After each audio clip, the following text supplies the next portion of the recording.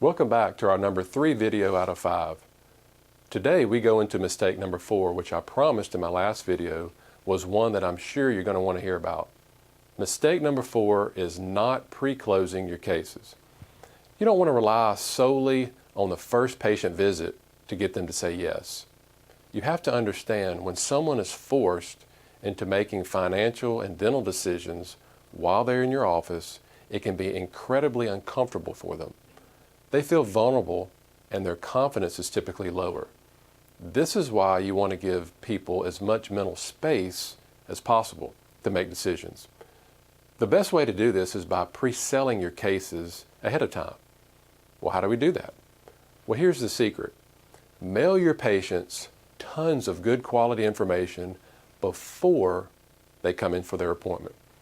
Make sure you don't do a consult before they've been able to receive and digest this information. This is one of the key concepts, so listen closely. This package does all the heavy lifting for you. You want them to know you inside and out and feel that you are a friend to them and not just a stranger that they're going to because they're having some sort of painful problem that they have to get taken care of and not something that they want to invest in. By having this information and relationship feeling ahead of time, when they come to your office and hear your recommendations, they've already decided that they are moving forward. And the other upside, if they receive this information and decide they don't want to come in, they'll cancel their appointment and save you the time and space for someone else that actually wants your help. This package lets them self-qualify, which is a huge benefit to everyone involved. The other plus to this type of package going out is that it eliminates any of the awkward selling or pitching we often feel like we are doing when we're making recommendations. Now, statistics show that 60 to 70% of treatment recommendations actually never get accepted. That's a huge number, but it doesn't have to be that way. Price is only an issue in the absence of value. Now, this package creates such an incredibly high value proposition ahead of time that value is no longer an issue and neither is price. Mistake number 5 is ineffective, sporadic, and empty marketing to your local general dentist. Now, if you're still going to use general dentists as a referral source, and I do recommend that you continue to do so, at least do it right. Make sure that you're putting messages out there that are high quality and effective. Ones that build a real relationship with them, not ones that make them a paid sponsor. Develop a referral program for general dentists based on who you are and how you can actually help them, not how much stuff you can give them, which we're usually used to. Make it a program that you can automate and systematize. Set yourself up as in a position of authority. Now, when I started digging into these marketing secrets that I've shared with you, I found that most came from the unconventional non-dental marketing books, CDs, tapes, etc. I learned from them how to attract the right kinds of patients and how to attract a lot more of them. I also started immediately applying each new patient attraction strategy I learned to my own practice.